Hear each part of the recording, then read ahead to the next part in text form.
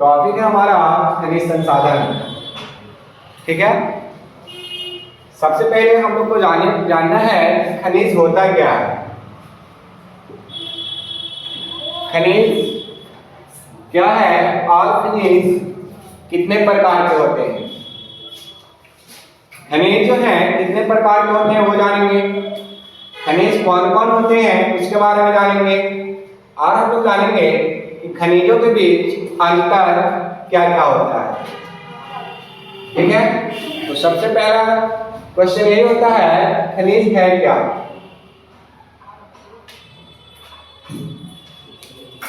तो हम लोग जानेंगे खनिज किसको कहेंगे।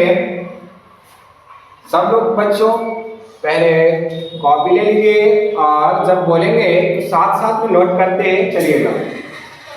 तो कॉपी और पेन हाथ में रखेंगे, जो भी पॉइंट ना मालूम हो उसको नोट भी कर लेंगे। भूवैज्ञानिक के अनुसार खनिज एक प्राकृतिक रूप से विद्यमान स्वरूप तत्व है। किसके अनुसार? तो जो भूमि के बारे में बताएं उनके अनुसार खनिज एक प्राकृतिक रूप से विद्यमान स्वरूप तत्व है जिसकी एक निश्चित आंतरिक संरचना होती है। खनिज क्या बाबू? तो खनिज क्या है कि भूगर्भिक दृष्टि से एक प्राकृतिक तत्व है जिसकी एक अपनी आंतरिक संरचना होती है। क्या होता है वो? खनिज की आंतरिक संरचना होती है। खनिज जो है वो प्राकृतिक रूप में भिन्न भिन्न आकार के हैं, उनका आकृति अलग है, खनिज का गुण अलग है, खनिजों के स्वरूप भी अलग अलग हैं। तो यहाँ पर हम लिखे भी हैं, नोट करेंगे सब लोग। खनिज प्राकृतिक रूप में अनेक रूप में पाए जाते हैं। खनिज क्या है? तो खनिज प्राकृतिक रूप में अनेक रूपों में पाए जाते हैं। जैसे आप लोग को मालूम होगा कि कठोर हीरा, हीरा क्या हो? बहुत कठोर होता है, और चूना नरम। इस प्राकृतिक में खनिज जो है कठोर हीरा से लेकर के नरम चूना तक सम्मिलित है। खनिज जो है उनके विविध रंग होते हैं, विविध कठोरता के होते हैं, खनिज की विविध चमक होती है, खनिज का घनत्व भी भिन्न भिन्न होता है, खनिज के जो क्रिस्टल होते हैं वो भी भिन्न भिन्न होते हैं। क्या है? तो खनिजों के विविध रंग होते हैं, खनिज की कठोरता अलग अलग होती है, और खनिज की चमक भी अलग अलग होती है।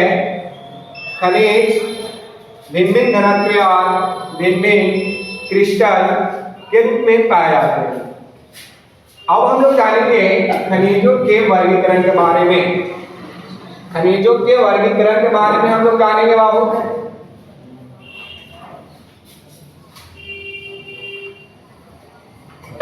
ठीक है, देखिए मुख्य रूप से जो खनिज है, मुख्य रूप से खनिज जो है दो प्रकार के होते हैं।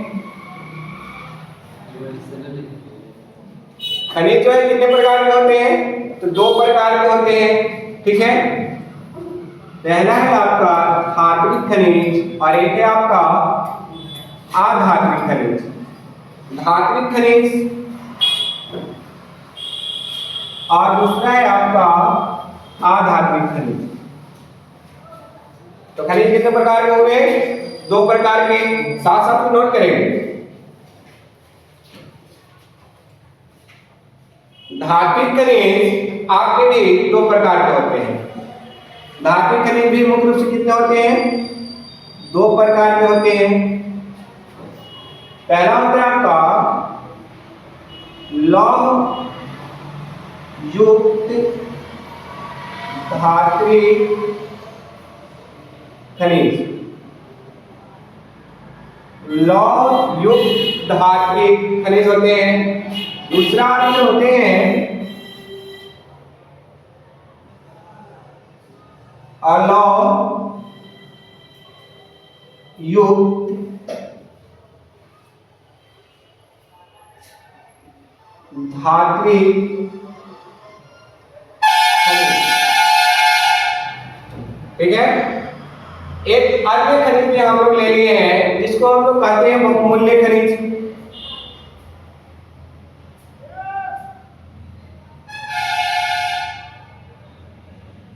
बहुमूल्य खनिज कोई खनिज का अलग प्रकार नहीं है, लेकिन इससे ऑब्जेक्टिव आने के कारण इसको हम लोग एक अलग दृष्टिकोण से रख लेते हैं बहुमूल्य खनिज को।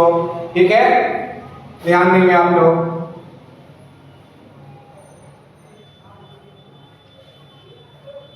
अब हम लोग चलेंगे आधात्विक खनिज पर। आधात्विक खनिज भी दो प्रकार के होते हैं। आधात्विक खनिज कितने प्रकार के होते हैं? दो प्रकार के होते हैं। पहला है हमारा कार्बनिक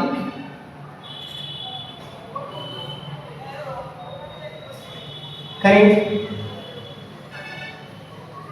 दूसरा है अकार्बनिक खनिज।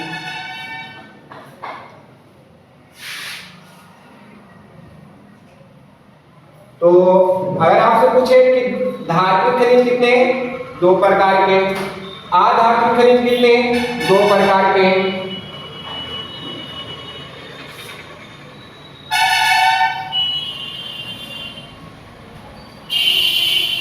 खनिज भी कितने प्रकार के होते हैं? दो प्रकार के। लौह युक्त धात्विक खनिज और धात्विक खनिज एक बहुमूल्य खनिज होता है जिसको हम लोग बोलेंगे सोना और चांदी। ये आपका ऑब्जेक्टिव डायरेक्ट आएगा, नोट कर लेंगे सब लोग। अगर आपसे पूछेगा कि निम्नलिखित में बहुमूल्य खनिज कौन कौन है, तो सोना है और चांदी है। सोना है और चांदी है। ठीक है, एक और एक अन्य खनिज होता है बाबू ऊर्जा खनिज, जिसको हम लोग बोल लेते हैं। इससे भी डायरेक्ट ऑब्जेक्टिव क्वेश्चन आता है आपका। तो ऊर्जा खनिज, ऊर्जा कौन कौन देता है बाबू? तो आपका हो गया कोयला। कोयला को हम लोग बोलते हैं ऊर्जा खनिज। एक होता है हमारा पेट्रोलियम। कोयला पेट्रोलियम कैसा खनिज है? ऊर्जा खनिज है। अब हम लोग व्याख्या कर लेते हैं धात्विक खनिज को और अधात्विक खनिज को। पहले हम लोग लिखेंगे धात्विक खनिज किसको कहेंगे? धात्विक खनिज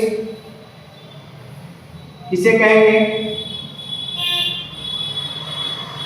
धात्विक खनिज ऐसा खनिज होता है जिसमें धातु के अंश पाए जाते हैं। धात्विक खनिज किसको कहेंगे?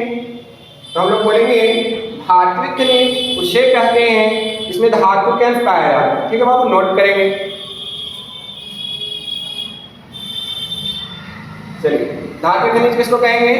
वैसा खनिज जिसमें धातु के अंश पाए जाते हैं। किसके अंश? तो धातु के अंश पाए जाते हैं। अंश पाए जाते हैं। क्या होता है? धातु के अंश पाए जाते हैं। दूसरा है हमारा अधात्विक खनिज को हम लोग जान लेंगे। अधात्विक खनिज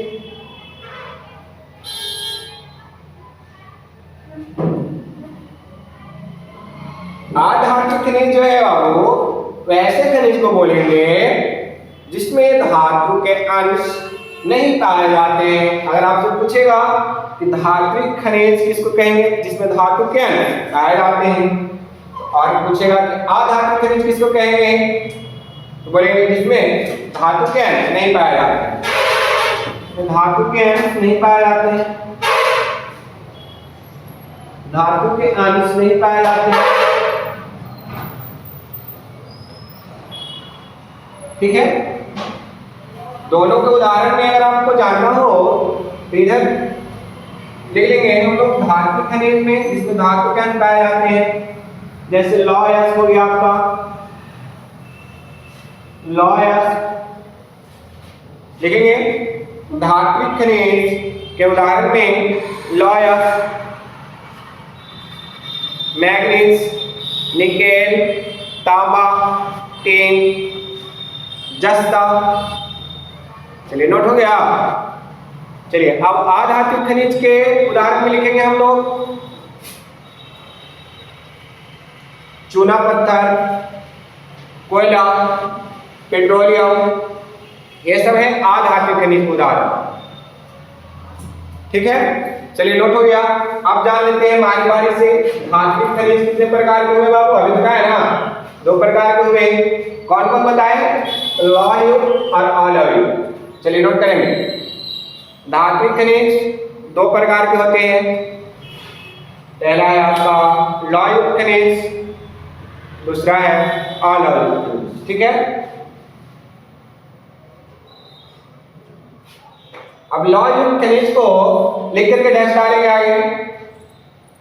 लिखेंगे वैसा खनिज,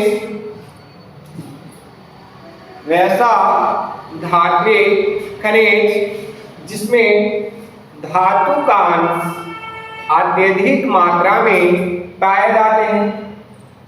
वैसा धात्विक खनिज जिसमें धातु के अंश अत्यधिक मात्रा में पाए जाते हैं उसे हम लोग कहेंगे धात्विक खनिज।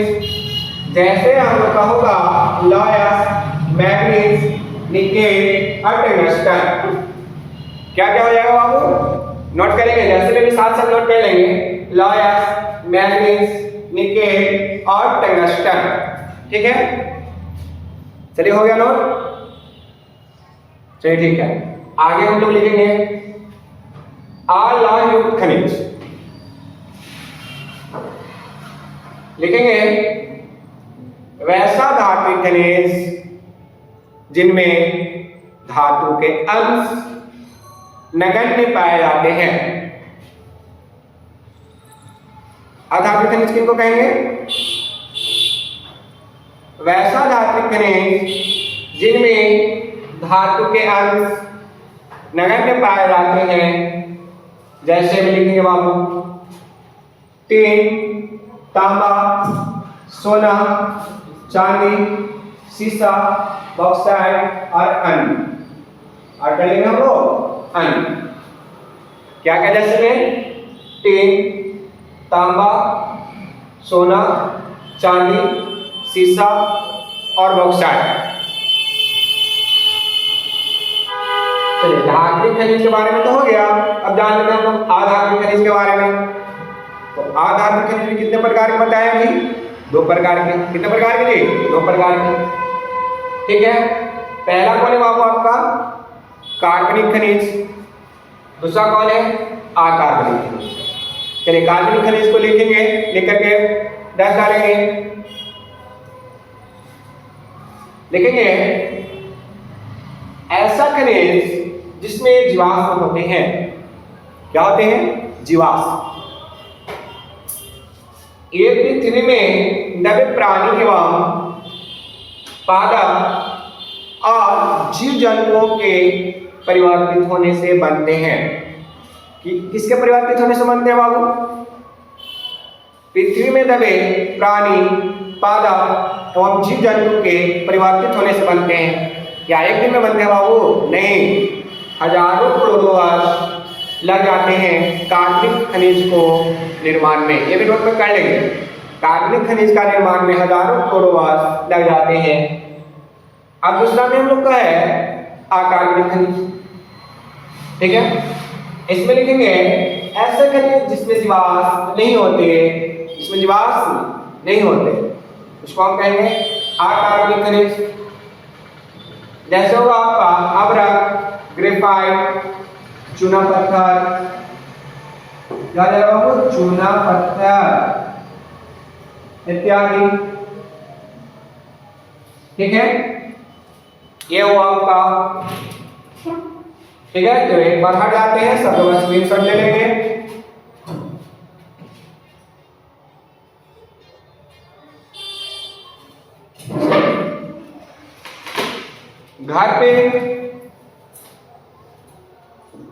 घर के लिए आप लोग का होमवर्क रहेगा, अपने से ट्राई करेंगे और हम अगले क्लास में बताने की कोशिश करेंगे। पहला लिखेंगे आप लोग लौहयुक्त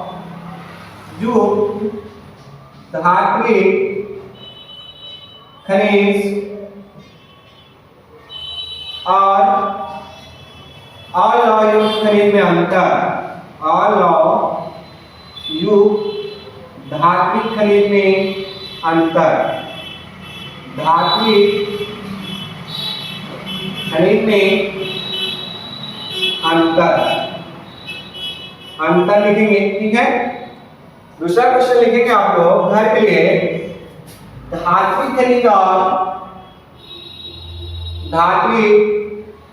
खनिज और अधात्विक खनिज में अंतर, अधात्विक खनिज में अंतर। दोनों बाबू बिहार बोर्ड के लिए बहुत इंपॉर्टेंट क्वेश्चन है, वीवीआई क्वेश्चन है दोनों, ठीक है। तो आप लोग इतना नोट करेंगे। चलिए ठीक है, तो अगली क्लास में आपको बताया जाएगा बाबू इसके बारे में, जितने भी हम लोग खनिज पढ़े हैं उन सभी के उपयोग के बारे में पढ़ाया जाएगा, ठीक है। उन सभी का वर्गीकरण के बारे में बताया जाएगा, ठीक है। तो आज की क्लास यहीं पर समाप्त करते हैं। अगर क्लास अच्छी लगे तो लाइक और सब्सक्राइब कीजिए और शेयर कीजिए, ठीक है बाबू, धन्यवाद।